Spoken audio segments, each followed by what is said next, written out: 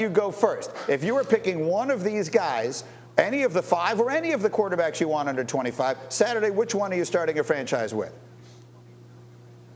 I'm going Joe Burrow. And listen, I was one of those guys when he was coming to the league, I was questioning a bit, right? He has a very nonchalant attitude. He's kind of, he's Joe Cool. And so I was a little bit skeptical. This guy has proven me wrong and shown me how good a football player he is. Think about this. He took the Cincinnati Bengals to a Super Bowl in his second year and did it being the most sacked quarterback in the NFL. I mean, this guy had 70 sacks and somehow still gets them to, or more than 70 sacks and still gets them to the Super Bowl. He has been an absolute phenom. He makes everybody around him better, makes no excuses, finds ways to win. If I was starting one, that's where I'd go. Fair enough. Hard to argue. Which one would you choose? Yeah, I'm rocking with Lamar Jackson, Greeny. I got no quarrels with Jeff Saturday picking Joe Burrow. He led them to the Super Bowl, but you got to remember what he looked like the year before when he was a rookie, when he didn't have Jamar Chase. And Lamar Jackson, there's not a player in the league that does more for their team than Lamar Jackson does, and it doesn't matter who is out there with him.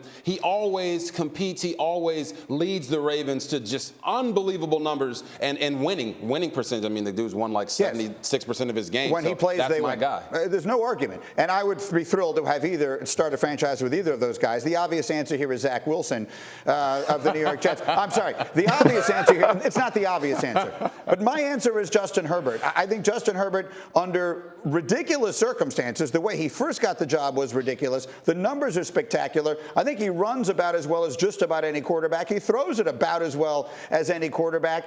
There's nothing about him not to love. So while I think all of these would be excellent choices, if I were drafting right now, I would take him #1 out of any quarterback. That's my pick. So we see the 3 options on the screen. Judge Graziano, who's the winner?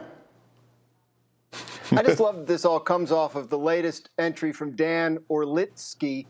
Dan Orlovsky, as we're now going to call him from now on. And I'm also a little surprised he didn't find a way to squeeze Matthew Stafford onto this list with like a phony birth certificate somehow. Amen. But that said, I love all these choices. I am a massive Lamar Jackson fan. I just don't trust myself as a coach to do what Greg Roman and John Harbaugh were able to do in terms of building something for Lamar. And it seems like it would be easier to put Burrow into a more traditional offense. So that'll be my tiebreaker. I'll take Burrow. Love them both. I do not think it is fair the way we talk about Lamar Jackson, and Robert can certainly speak to this, but my impression of him from what I talk to people in Baltimore, teammates, coaches, is that he's just everything Joe Burrow is in terms of a leader and how people feel about him in that building. Well, the judge has spoken. Thank you for watching ESPN on YouTube. For live streaming sports and premium content, subscribe to ESPN+.